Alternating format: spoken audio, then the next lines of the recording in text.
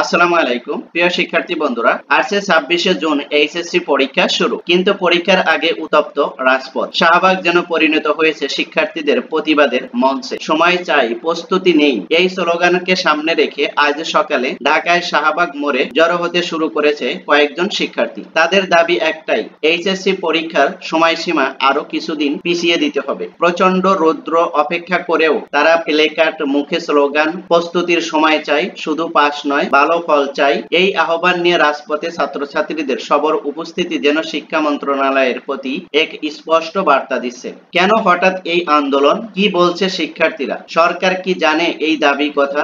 আজকের প্রতিবেদনে থাকছে সরাসরি শাহবাগ থেকে বিস্তারিত আপডেট, শিক্ষার্থীদের বক্তব্য, নীতি নির্ধারকদের প্রতিক্রিয়া। আপনি যদি চ্যানেলটিতে নতুন হয়ে থাকেন তাহলে অবশ্যই চ্যানেলটি সাবস্ক্রাইব করবেন, আর এই ভিডিওটি যদি ভালো লাগে তাহলে লাইক, কমেন্ট, শেয়ার করে দিয়ে আপনার ফ্রেন্ড সার্কেলদেরকেও দেখার সুযোগ করে দিবেন। প্রিয় শিক্ষার্থী বন্ধুরা, তোমরা এই যে এদিকে একটু দেখো, আমি তোমাদেরকে কিন্তু আগেই বলেছিলাম যে তারা কিন্তু ঈদের আগেই কিন্তু ঘোষণা দিয়েছিল যে পরীক্ষা পিছানোর জন্য তারা 15ই জুন তারা কি করবে, একটা আন্দোলন করবে। ঠিক আছে, এটা কিন্তু তাদের পূর্ব ঘোষিত অনুযায়ী তারা আগেই বলে রেখেছিল, সেই ঘোষণা অনুযায়ী কিন্তু আজকে তারা আন্দোলন করতে যাচ্ছে। আর সেটাই কিন্তু এই যে শাহবাগে কিন্তু আন্দোলনটা তারা শুরু করেছে। এর আগের যে আন্দোলন করছিল তারা 0 পয়েন্টে, অর্থাৎ গুলিস্তানের 0 পয়েন্টে কিন্তু তারা আন্দোলন শুরু করেছিল। দেখো, এই আন্দোলন সম্পর্কে আমরা বিস্তারিত আলোচনা করব, একটু তোমরা সাথে থাকো তাহলেই বুঝতে পারবে। দেখো, এই যে এইচএসসি ও সমমান পরীক্ষা পিছানোর দাবিতে রাজধানীর শাহবাগে মানববন্ধন ও মিছিল করছে কয়েকজন শিক্ষার্থী। আজ বেলা 12টার কিছু সময় পরে তারা মানববন্ধন করেন। তবে কোনো পূর্ব ঘোষণা ছিল না, পূর্ব ঘোষণা আগে থেকেই দিয়েছিল। ঠিক আছে, কারণ তারা আগেই বলেছিল যে আমরা আমাদের এই দাবি যদি না মানা হয়, অর্থাৎ 0 পয়েন্টে যখন তারা আন্দোলন করেছিল কয়েকজন শিক্ষার্থী, তখন তারা বলেছিল যে আমাদের আন্দোলনের দাবি যদি না মানা হয় তাহলে আমরা 15 তারিখে অর্থাৎ 15ই জুন আবার আন্দোলন শুরু করব। আগামী 26শে জুন শুরু হতে যাচ্ছে উচ্চ মাধ্যমিক সার্টিফিকেট পরীক্ষা। এ নিয়ে শিক্ষার্থী ও অভিভাবকদের মধ্যে উদ্বেগ দেখা দিয়েছে। উদ্বেগ দেখা দেওয়ার কারণ হলো যে একদিকে দেশে করোনার প্রাদুর্ভাব বেড়ে যাচ্ছে, আবার ডেঙ্গুর প্রাদুর্ভাবও বেড়ে গেছে। দুইটা মহামারী একসাথে চোখ রাঙাচ্ছে। আবার এদিকে যদি ছাত্ররা যদি আবার আন্দোলন করে পরীক্ষাটা পিছিয়ে দেয় তাহলে আসলে অভিভাবক এবং শিক্ষার্থীরা উভয়ই কিন্তু উদ্বেগের ভিতরে আছে এবং আতঙ্কের ভিতরে আছে। অনিশ্চিত রয়েছে তাদের পরীক্ষা আসলে হবে কি হবে না এই বিষয়টা নিয়ে। দেখো, এদিকে একটু খেয়াল করো, পরীক্ষা সংশ্লিষ্টরা বলছে সংখ্যা থাকলেও পরীক্ষা নির্ধারিত সময় শুরু করা হবে।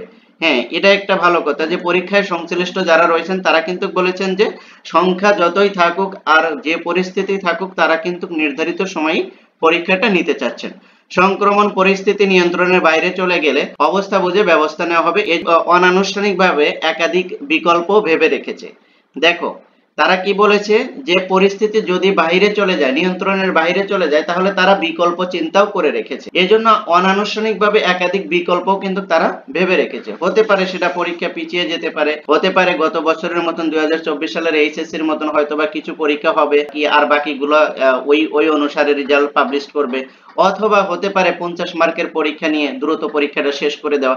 অর্থাৎ বোর্ডের কাছে কিন্তু পর্যাপ্ত বিকল্প রয়েছে, এটা নিয়ে আমাদের টেনশন করা দরকার নেই। বোর্ড যেহেতু চাচ্ছে যে দ্রুত পরীক্ষাটা যথাসময়ে নির্দিষ্ট সময়ে পরীক্ষাটা অনুষ্ঠিত হতে, তো এখানে এই যে কয়েকজন বা কিছু ছাত্রছাত্রী যে আন্দোলন করতেছে, এই আন্দোলন সম্পর্কে তোমাদের অভিমত কি? আসলে এর যুক্তিকতা কতটুকু আছে আর কতটুকু যুক্তিকতা নাই, এ বিষয়ে তোমরা কি মনে করো তা অবশ্যই কিন্তু কমেন্ট সেকশনে জানাবে। কমেন্টসে তোমরা কমেন্ট করে তোমাদের মতামত অবশ্যই জানাবে যে এই বিষয়টা কতটুকু যুক্তিযুক্ত আর কতটুকু তাদের জন্য যুক্তি রয়েছে। এই বিষয়টা অবশ্যই তোমরা কমেন্ট সেকশনে আমাকে জানাবে। তারপরে দেখো, সরকারের রোগ তত্ত্ব রোগ নিয়ন্ত্রণ গবেষণা ইনস্টিটিউট তথ্য মতে চলতি বছরের জানুয়ারি থেকে গত শুক্রবার পর্যন্ত সারা দেশে করোনা ভাইরাসে আক্রান্ত হয়েছে 253 জন, তাদের মধ্যে মৃত্যু হয়েছে 3 জনের। অন্যদিকে একই সময় স্বাস্থ্য অধিদপ্তরের তথ্যে সারা দেশে ডেঙ্গুতে আক্রান্ত হয়েছে 5470 জন, মারা গেছে 28 জন। গত কয়েকদিনে ডেঙ্গুর পাশাপাশি করোনা সংক্রমণ বেড়ে যাওয়ায় উদ্বেগ দেখা দিয়েছে। এমন পরিস্থিতিতে আগামী 26শে জুন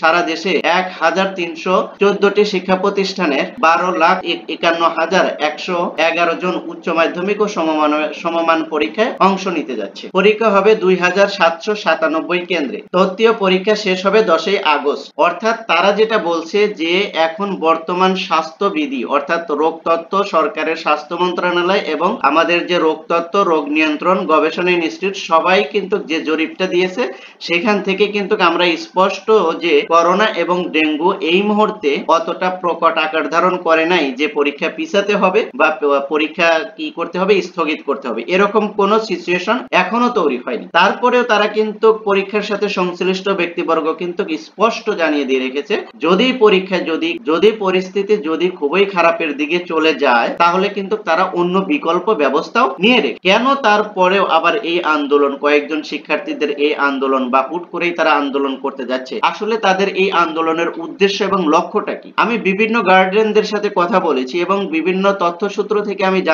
জানতে পেরেছি যে তারা বলেছে যত দ্রুত পরীক্ষাটা সঠিক সময়ে নিয়ে শেষ করা যায় ততই ভালো, কারণ ছেলে মেয়েরা অলরেডি তাদের পড়ালেখা সবকিছু গুছিয়ে নিয়ে আরেকটা বিষয় যে এই পরীক্ষার পরই তো তাদেরকে ইউনিভার্সিটি অ্যাডমিশন দিতে হবে, অর্থাৎ এখন যদি 2 মাস যদি পিছিয়ে যায় তাহলে তাদের তো ইউনিভার্সিটি অ্যাডমিশনের যে প্রিপারেশন রয়েছে সেখানেও তো সময়টা কমে যাবে, তাই না? তো এখন যথাসময়ে যদি পরীক্ষাটা যদি হয়ে যায়, পরীক্ষাটা শেষ করার পরপরই কিন্তু এই ছেলে মেয়েরা কিন্তু বিভিন্ন ইউনিভার্সিটির অ্যাডমিশনে কিন্তু অ্যাডমিশন নেওয়ার জন্য একটা স্টেপ প্রস্তুতি নিতে পারবে। তো এখন পরীক্ষা 1 মাস পিছিয়ে যাওয়া বা কি বলে যে অটো পাস দেওয়া, এগুলো কিন্তু মূলত কোনো সলিউশন না। সলিউশন হচ্ছিল সংশ্লিষ্ট বোর্ডের নিয়ন্ত্রক যারা রয়েছেন তারা কিন্তু বারবার বলেছেন সঠিক সময়ে পরীক্ষাটা নেওয়াই সবচেয়ে উত্তম, আর সঠিক সময়ে পরীক্ষা দেওয়ার জন্য কিন্তু শত শত স্টুডেন্টরা কিন্তু প্রস্তুত। ম্যাক্সিমাম স্টুডেন্টরাই কিন্তু এই আন্দোলনকে কেন্দ্র করে কি তাদের অভিমত ব্যক্ত করেছেন, তারা এর কোনো যুক্তিকতা খুঁজে পাচ্ছে না। তো হঠাৎ করে কয়েকজন শিক্ষার্থী এখন এসে আন্দোলন করলো আর সেই আন্দোলনে সরকার